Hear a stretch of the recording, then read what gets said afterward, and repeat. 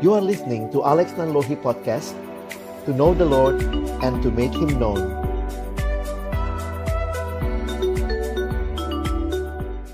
Mari kita tunduk kepala berdoa sebelum kita membaca merenungkan firman-Nya. Bapa di dalam surga, kami datang dalam ucapan syukur di hari perhentian yang Kau berikan kepada kami. Terima kasih karena sungguh Engkau baik dan Engkau menyatakan kebaikan-Mu di dalam kehidupan kami. Kembali hari ini kami sama-sama datang beribadah, memuji, memuliakan nama-Mu. Dan tiba waktunya bagi kami untuk membuka firman-Mu ya Tuhan.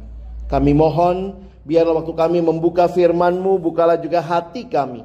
Jadikanlah hati kami seperti tanah yang baik, supaya ketika benih firman-Mu ditaburkan, itu boleh sungguh-sungguh berakar, bertumbuh, dan juga berbuah nyata di dalam kehidupan kami. Berkati baik hamba-Mu yang menyampaikan, semua kami yang mendengar, Tuhan tolonglah agar kami bukan hanya jadi pendengar-pendengar firman yang setia, tapi mampukan dengan kuasa, dengan pertolongan dari Roh-Mu yang kudus, kami dimampukan menjadi pelaku-pelaku firman-Mu di dalam hidup kami, di dalam masa muda kami. Bersabdalah ya Tuhan, kami anak-anak-Mu sedia mendengarnya.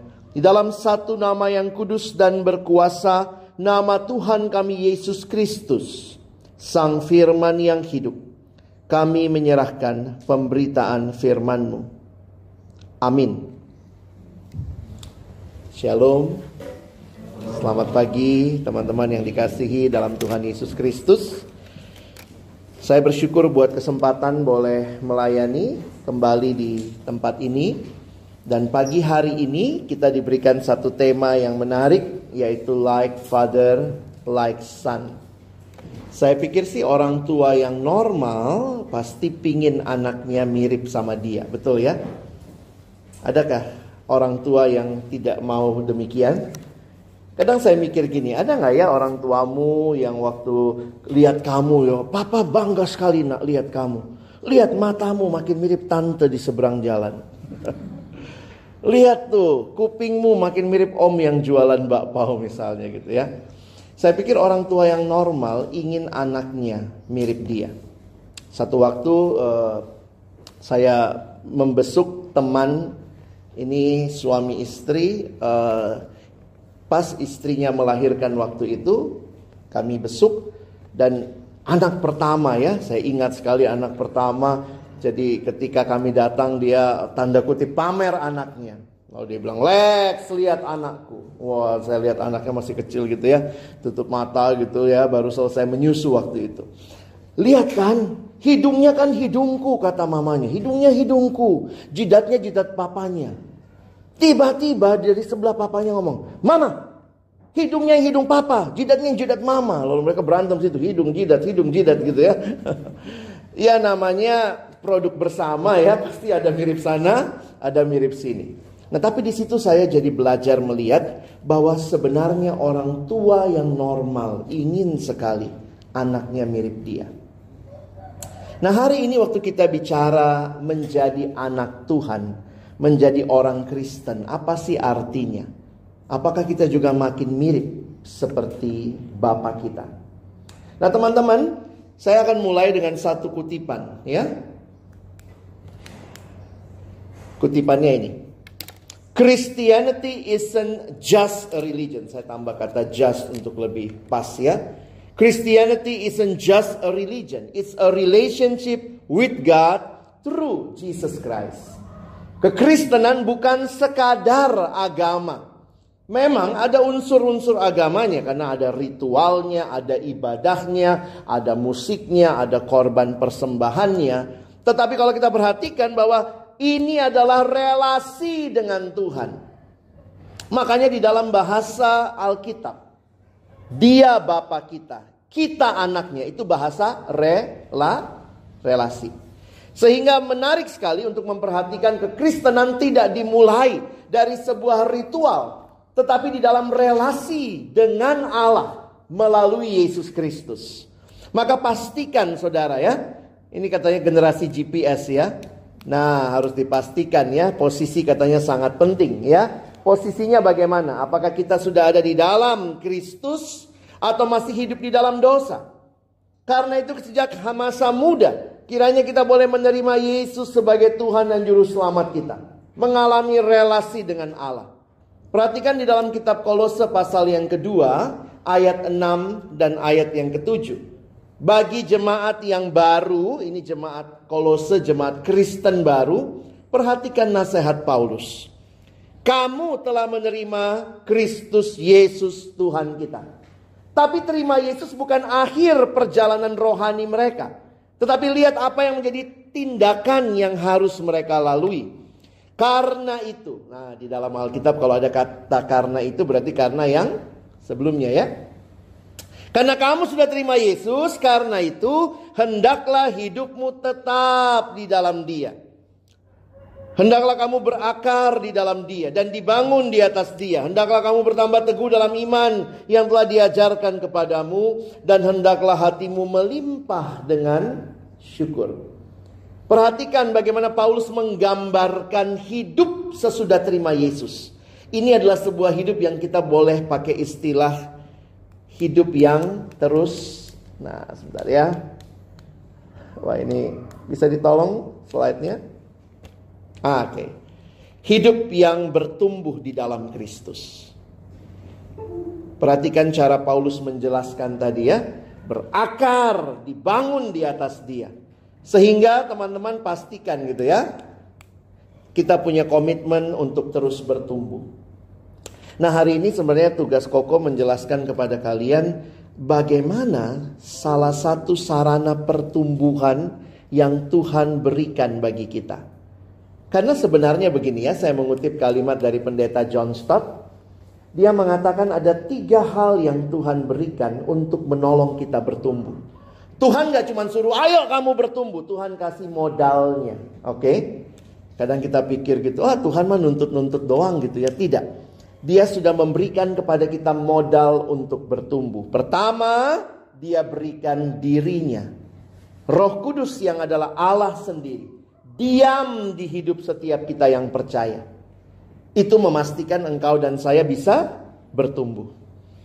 Gereja Protestan meyakini terima Yesus sama dengan terima Roh Kudus.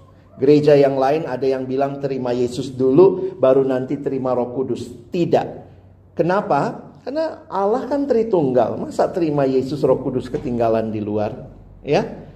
Jadi kadang-kadang kalau kalian diajak-ajak, ayo ada kebaktian di gereja gua, ada terima Roh Kudus khusus lagi gitu. Bilang aja enggak. Saya sudah terima Yesus, saya sudah terima Roh Kudus. Kalau kita bicara kehadiran Roh Kudus, memastikan kita bertumbuh. Apa yang Tuhan berikan? Tuhan berikan dirinya, Roh Kudus. Yang kedua, Tuhan berikan firman. Tuhan berikan doa. Doa saya bicara kepada Tuhan. Firman Tuhan bicara kepada saya. Jadi ada relasi vertikal yang Tuhan berikan. Ini menolong kita bertumbuh. Makanya dari sekolah minggu kita udah belajar ya. Bagaimana bertumbuh adik-adik? Baca kitab suci. Doa tiap hari kalau mau tumbuh. Jadi coba evaluasi hidupmu. Kamu tumbuh gak? Baca kitab suci. Pernah kok. Doa. Pernah kok. Masalah gue di tiap harinya. Ya. Jangan-jangan lagu kita udah ganti ya. Tidak baca kitab suci. Tidak doa tiap hari. Tidak bertumbuh. Mau pakai gaya? Tidak bertumbuh.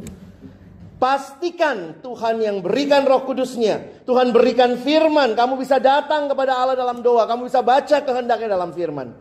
Tapi yang menarik yang terakhir ya. Tuhan juga berikan kita komunitas. Nah, jadi aspeknya menarik. Kalau firman dan doa itu vertikal, maka yang ini adalah horizontal. Sebenarnya di sini jadi menarik teman-teman ya. Banyak orang berpikir pertumbuhan terjadi hanya dalam relasi vertikal. Tidak. Pertumbuhan juga terjadi dalam relasi horizontal. Nah, ini kalau kita mau bagi dua bisa lagi dibagi dua ya. Ke dalam sesama orang percaya kita harus rajin bersekutu. Keluar kepada mereka yang belum percaya kita harus rajin bersaksi. Jadi aspeknya begitu ya. Makanya sebenarnya lagunya tuh kurang waktu sekolah minggu ya. Bagaimana bertumbuh? Baca kitab suci, doa tiap hari. Harusnya ditambahin ya. Rajin bersekutu dan giat bersaksi. Ah, itu baru lengkap. Cuman gak ada lagu itu ya. Nanti kalian bikin lagi lagu barunya. Jadi supaya adik-adik dari sekolah minggu tahu, dia butuh persekutuan untuk bertumbuh. Nggak ada tuh bertumbuh pergi bertapa di gunung, ketemunya monyet lewat apa itu, tidak. Orang Kristen pertumbuhannya terjadi di dalam komunitas. Makanya kalau sudah bisa on-site, nggak usah, tutuplah online-nya ya. Kenapa? Karena gereja itu bersekutu. Dan tentu ada bedanya ya.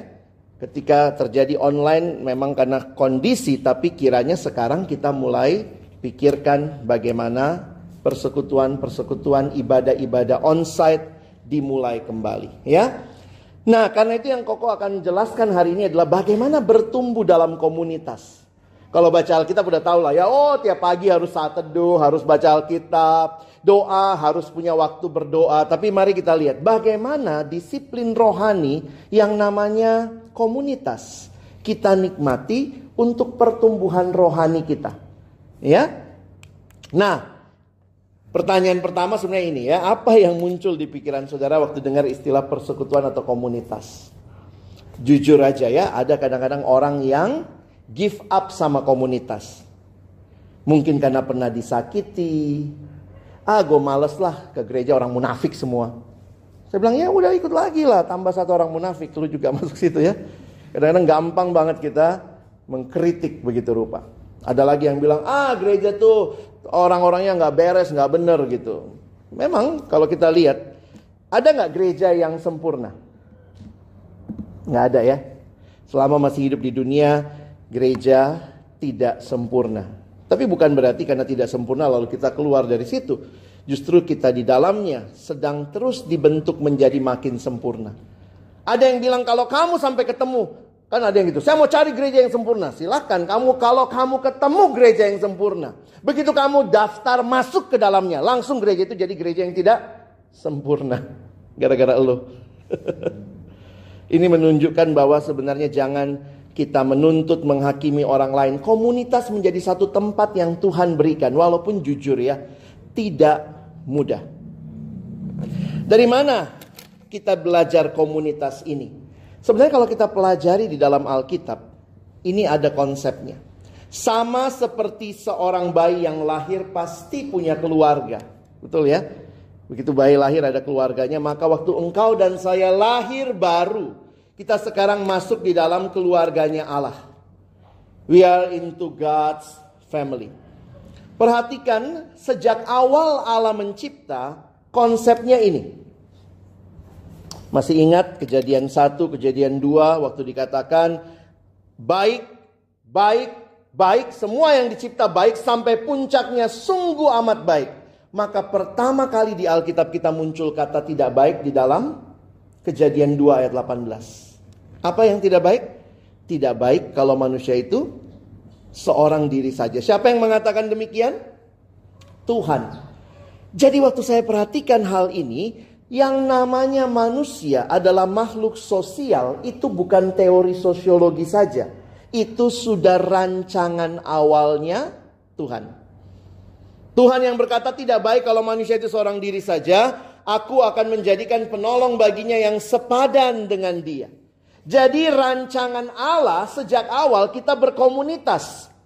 Itu bukanlah sesuatu yang dibuat-buat gereja. Ayo bikin komunitas, ayo anak muda buat komunitas. Ini adalah rancangannya Allah. Makanya hati-hati, individualisme itu bukan masalah preferensi. Tapi saya melihat justru menjadi caranya si iblis membawa kita terpisah satu sama lain.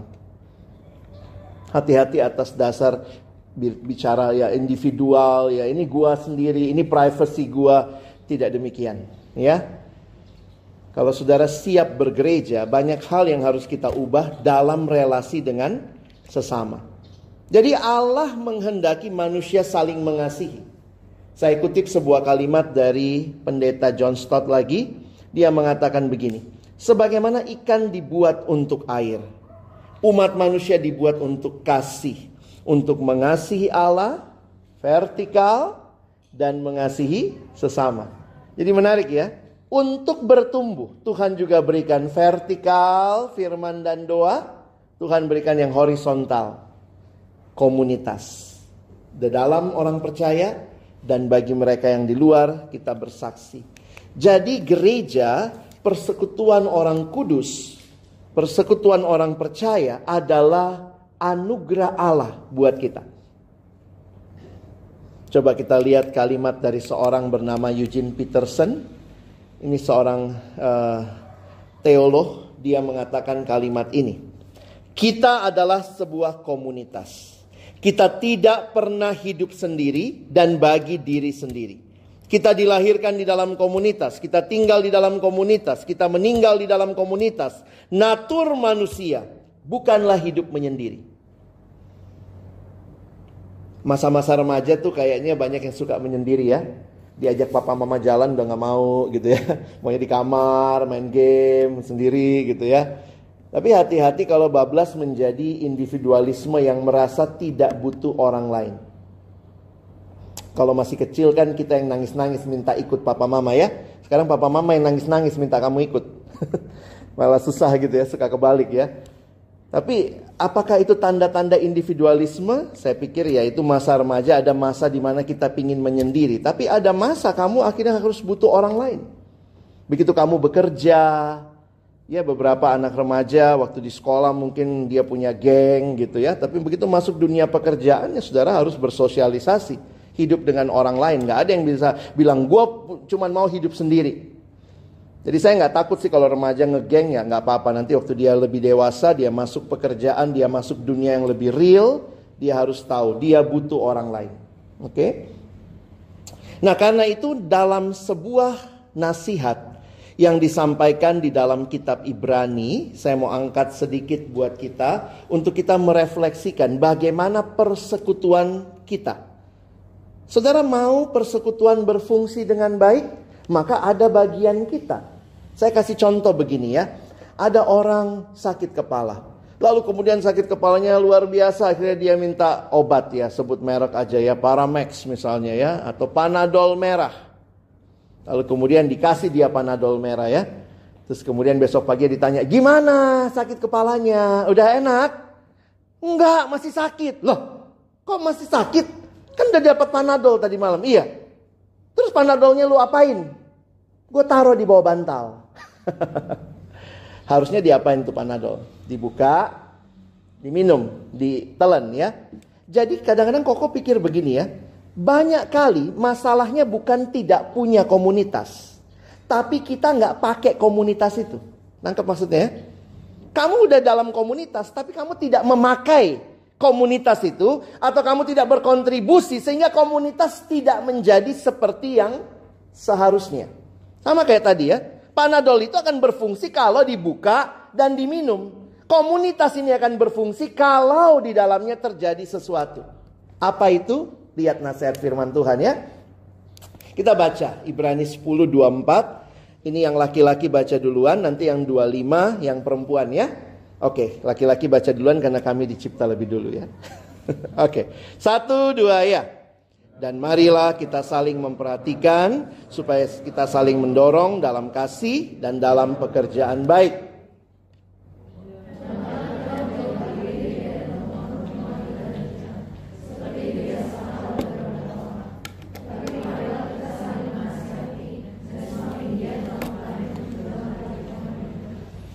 Nah, teman-teman yang dikasihi Tuhan, ini nasihat yang disampaikan penulis kitab Ibrani tentang gereja, tentang persekutuan, tentang komunitas. Kita lihat sama-sama. Koko mau ajak kita lihat 2 ayat ini. Pertama kita fokus dulu ayat 24. Saya akan ajak kita perhatikan kata yang digunakan. Kalau kalian lihat Alkitab kita memang kan sulit kadang-kadang menerjemahkan ya. Maka dalam bahasa aslinya kata memperhatikan itu, kalau kalian lihat terjemahan bahasa Inggris ada yang pakai istilah consider. Consider itu bukan cuman, karena di bahasa Indonesia tuh kalau memperhatikan cuman kayak, oh ya gue perhatiin nih ya. Marilah kita saling memperhatikan, ya udah. Gue ngeliat lu, ya gue perhatiin lu, selesai. Tapi sebenarnya kata dasar yang digunakan lebih daripada sekadar melihat. Tetapi consider. Kalau consider itu kan lebih kepada mengamati ya. Lebih detail. Bahkan sampai ada terjemahan yang menggunakan istilah take thought. Apa itu take thought? Berarti pikirin. Ya. Dan marilah kita. Nah, kata kunci di dalam komunitas adalah kata saling. Marilah kita saling, bukan cuma pengurus, perhatiin dong jemaatnya, ada yang nyambut dong kalau datang, tapi harus terjadi saling memperhatikan. Itu yang diingatkan. Saling memperhatikan bukan cuma bicara melihat, tetapi sampai mikirin, teman-teman. Ini bagi saya cukup challenging waktu Koko gali ayat ini ya. Marilah kita saling memperhatikan, marilah kita saling mikirin. Yang mikirin persekutuan ini bukan cuma pengurus, bukan cuma lausenya, tapi semua kita harusnya contribute something. Kita harusnya ikut mikirin. Gimana supaya lebih banyak yang datang? Gimana supaya persekutuan lebih maju? Bagaimana supaya ibadah lebih hidup? Bagaimana supaya bangku-bangku kosong terisi? Let us take thought. Ini yang pertama ya. Nah, kata yang kedua adalah kata mendorong. Oke. Nah, inilah masalah teknologi. Ya. Dan marilah kita saling memperhatikan, tadi sudah, supaya kita saling mendorong. Teman-teman perhatikan istilah saling mendorong di dalam terjemahan aslinya itu dipakai kata stir up. Kalian tahu stir up? Misalnya kalau ada teh, lalu kita ambil gula, masukin dalam teh, lalu kita stir up. Ngaduk. Jadi stir up itu adalah sebuah tindakan untuk mempercepat sebuah reaksi. Maka kita stir. Jadi harusnya di dalam persekutuan kita itu semua saling ngaduk, kira-kira begitu ya. Supaya tercapai, apa yang tercapai? Dalam kasih dan dalam pekerjaan baik. Jadi ayat ini sederhana ya, tapi maknanya dalam sekali. Karena itu dalam terjemahan berbahasa Inggris yang namanya English Standard Version, bisa tolong lagi next. Oke. Dia pakai dua kata itu. And let us consider how to stir up one another. Bagaimana kita saling stir up one another to love and good works. Bagaimana kita mikirin dan kita saling mencoba mempercepat reaksi supaya terjadi kasih yang lebih luas, terjadi pekerjaan baik yang lebih dinikmati oleh semua orang. Itu gereja sebenarnya. Gereja itu bukan yang mikirin cuman pendetanya, majelisnya, pengurus komisinya, lalu yang lain cuma lihat, mampus lu pikirin, rasain. Yang lain tukang kritik ya, gila tuh, pendeta, dasinya miring. Di majelis, ya ampun, nggak disetrika bajunya ya. Banyak kali kita ke gereja itu tidak mencapai tujuannya gitu ya. Komunitas tidak mencapai tujuannya. Karena apa? Karena yang berfungsi cuma orang tertentu. Padahal harusnya semuanya saling. Di bahasa Indonesia sudah ada beberapa terjemahan ya. Salah satu adalah terjemahan, bisa tolong next aja. Nggak berfungsi kayaknya. Ini terjemahan sederhana Indonesia sudah menerjemahkan sesuai dengan yang kita lihat tadi. Oleh karena itu, marilah kita semua berpikir supaya kita bisa saling mendorong. Ingat kata kuncinya, saling. Mengapa ini kita lakukan? Next. Karena, lihat ayat 25, tadi ayat 24 ya, kita baca lagi. 1, 2 ya. Janganlah kita menjauhkan diri dari pertemuan-pertemuan ibadah kita, seperti dibiasakan oleh beberapa orang. Tetapi marilah kita saling menasehati, dan semakin giat melakukannya, menjelang hari Tuhan yang mendekat. Ternyata dari dulu banyak juga yang suka malas ibadah ya. Ada ayat gini ya. Janganlah menjauhkan diri dari pertemuan ibadah seperti dibiasakan oleh beberapa orang.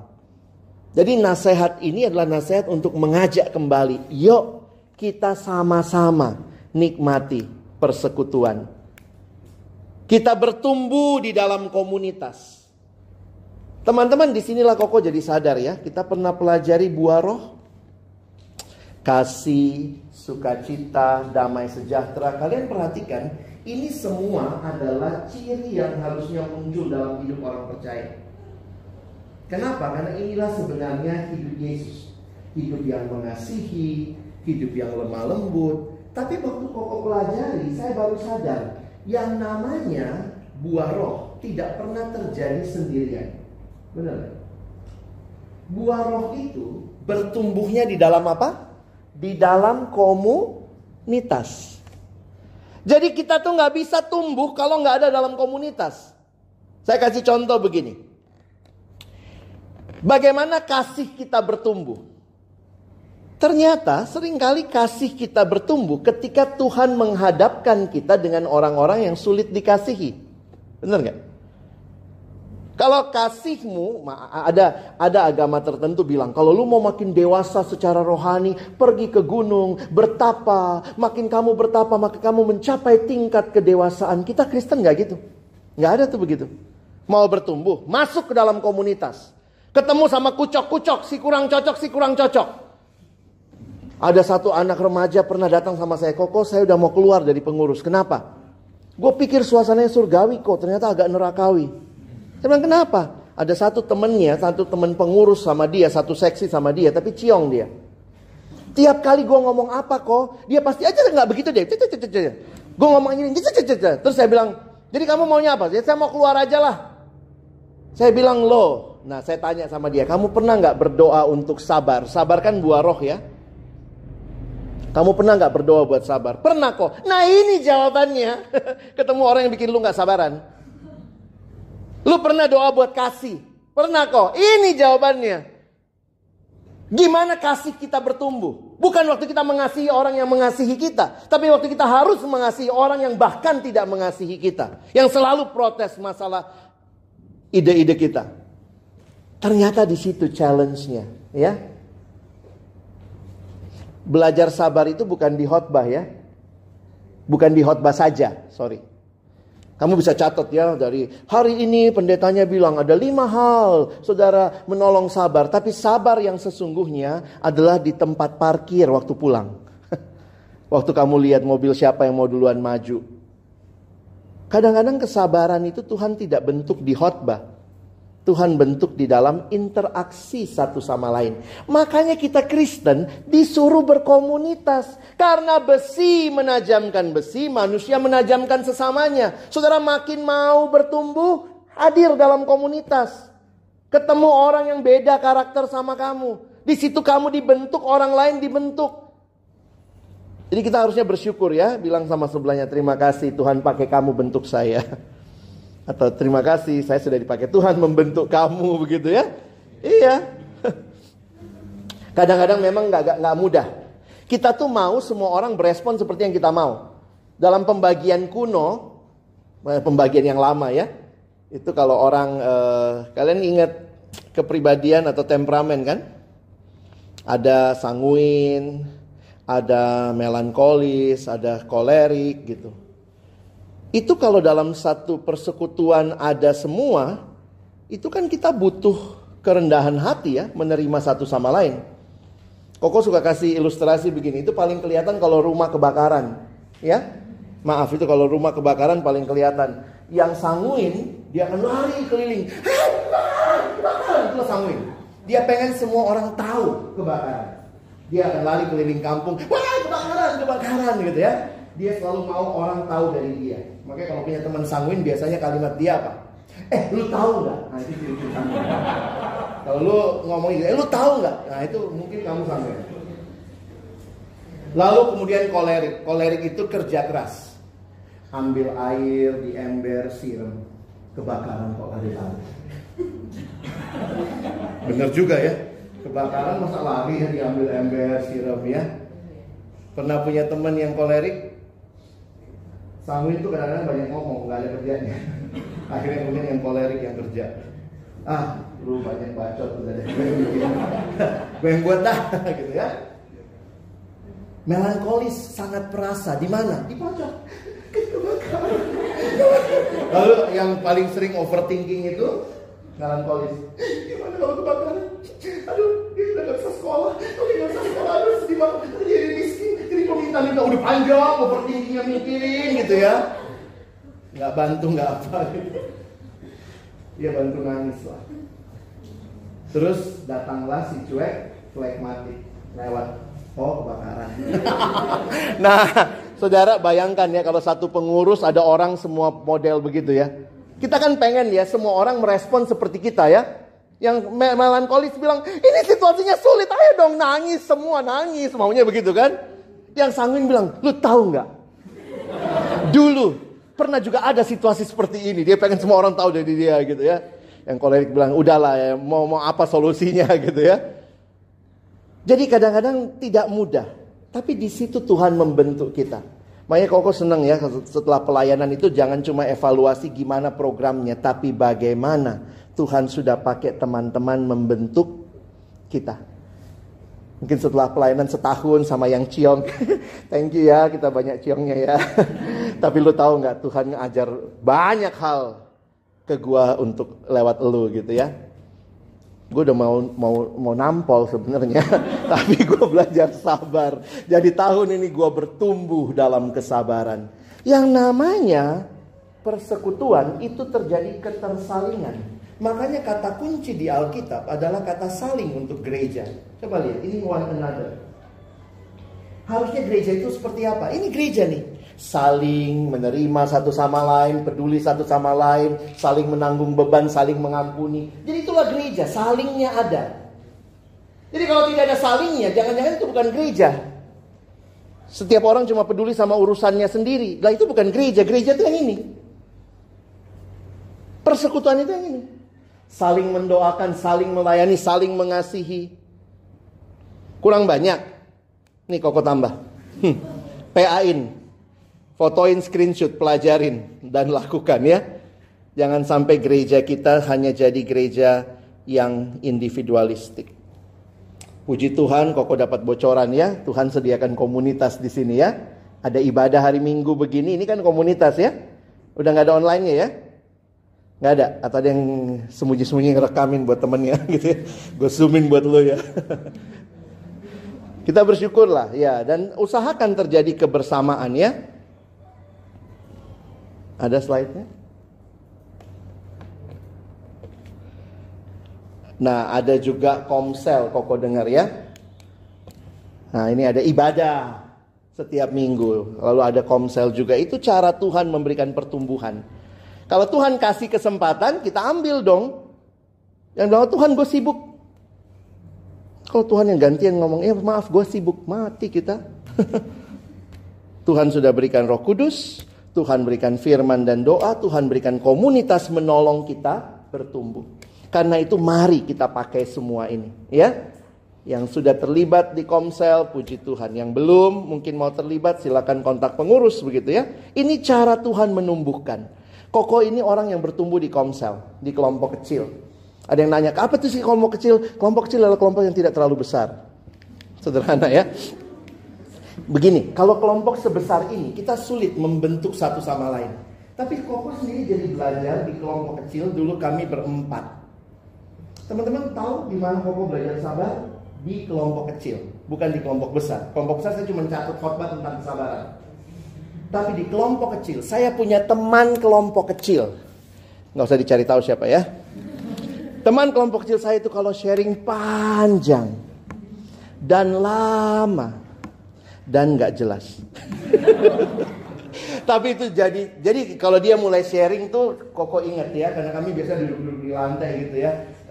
Kelompok kecilnya, komselnya. Jadi kalau dia mulai sharing itu sampai pemimpin komsel saya itu cari posisi nyaman biar gak ketiduran gitu ya.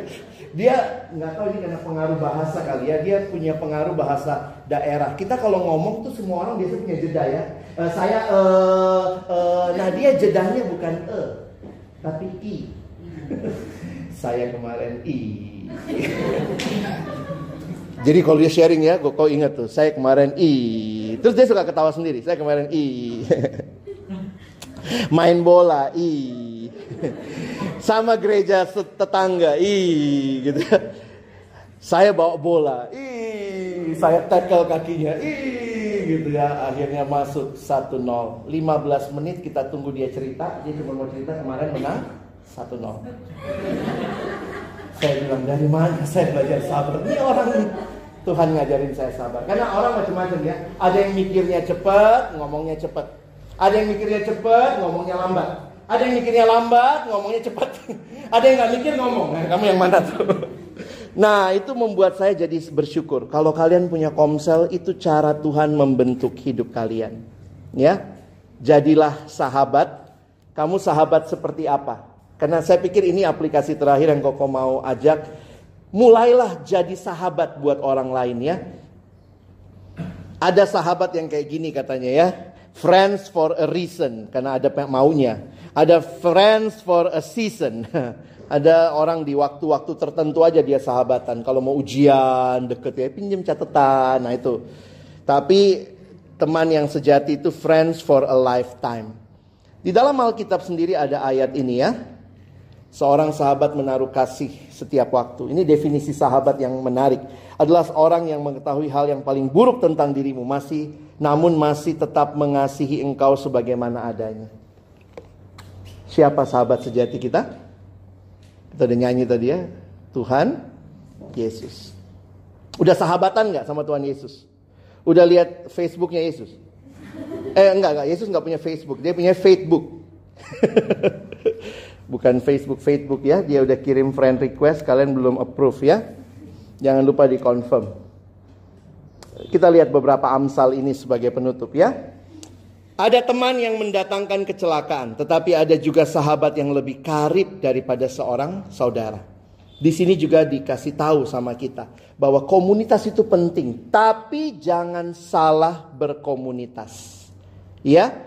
Ini anak remaja kadang-kadang kan punya komunitas, saya nggak tahu nih ya, kalian ngegeng nggak di sekolah, di kampus, di lingkungan rumah, begitu ya. Apakah gengmu adalah geng yang baik? Karena ingat kalimat ini. Kita baca sama-sama. 1 Korintus 15:33. Janganlah kamu sesat, pergaulan yang buruk merusakkan kebiasaan yang baik. Ingat, yang dirusak itu kebiasaan. Pergaulan yang buruk merusak kebiasaan yang baik. Membangun kebiasaan itu nggak mudah, butuh waktu. Ya, pergaulan yang buruk merusakkan kebiasaan yang baik. Karena itu kalian harus jadi teman yang seperti apa? Yang tadi. Seorang sahabat menaruh kasih setiap waktu dan menjadi seorang saudara dalam kesukaran. Ini yang pertama. Jadilah sahabat yang mengasihi bukan sewaktu-waktu. Belajarlah mengasihi setiap waktu. Dan Amsal 27 ayat 17. Besi menajamkan besi, orang menajamkan sesamanya. Sebagaimana baja mengasah baja, begitu pula manusia belajar dari sesamanya. Kalau punya sahabat cuma kasih, kita bikin apapun tetap kasih, itu bukan sahabat baik juga. Dia harus berani mengasah kita. Lu salah, lu gak boleh begitu. Saya bersyukur ketika punya masalah sama orang tua, lalu kemudian punya teman, saya cerita, pengennya kan dapat dukungan ya. Tapi saya punya teman bilang, gak bisa Lex, dengerin orang tua. Wih, lu temen kok bukannya dukung gua, malah dukung orang tua gua gitu ya. Tapi ternyata caranya itu Tuhan pakai buat saya. Karena itu ini kesimpulannya ya. Sahabat yang membangun, dia asih mengasihi, dia asah mengasah. Jadi jadilah sahabat seperti ini. Kenapa dari tadi Koko bilang jadilah sahabat? Karena kalau kita pikir-pikir, mana yang lebih sulit? Ada yang bilang, kok susah banget cari sahabat. Memang cari sahabat itu susah. Ada satu kalimat bijaksana bilang begini. Saya keluar dari rumah. Saya cari sahabat. Ternyata sangat sulit mendapatkan sahabat. Kali yang kedua. Saya keluar lagi dari rumah. Dan kali ini saya jadi sahabat. Ternyata saya bisa menemukan sahabat dimanapun. Ubah perspektifmu, bukan cari sahabat, tapi jadi sahabat. Ya, bisa tolong terakhir. Jadi sahabat. Jangan cuma nuntut. Orang di gereja kayaknya gak bisa jadi sahabat gue. Kayak susah deh, dia anaknya begini banget begini.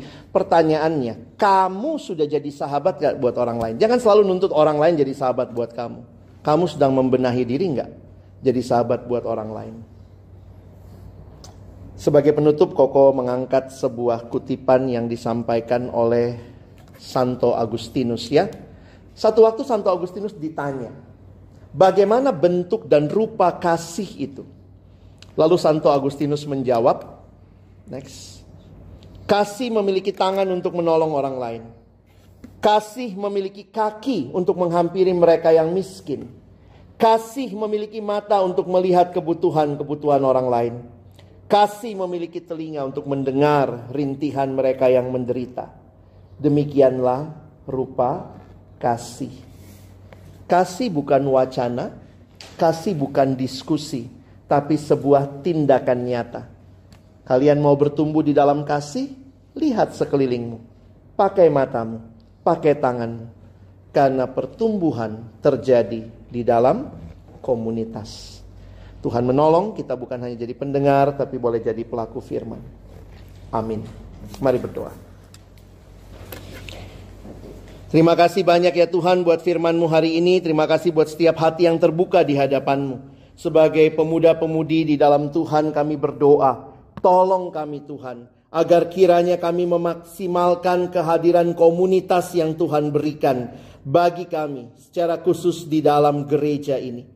Ibadah-ibadah setiap minggunya menjadi perjuangan kami. Kami tidak jadi orang-orang yang menjauhkan diri dari pertemuan ibadah. Kami boleh disiplin, boleh hadir tepat waktu, boleh fokus waktu ibadah. Benar-benar menikmati kesempatan bersekutu dengan Tuhan dan sesama. Demikian juga melalui komsel yang Tuhan berikan. Biarlah ini bukan hanya jadi program yang dilakukan, tetapi jadi sebuah kebutuhan kami. Karena kami mau bertumbuh dalam kasih, dalam kesabaran, dalam kemurah hatian, dalam kerendahan hati, di dalam kesabaran, di dalam kelemah lembutan, penguasaan diri. Semuanya Tuhan bentuk kami melalui saudara-saudara seiman kami.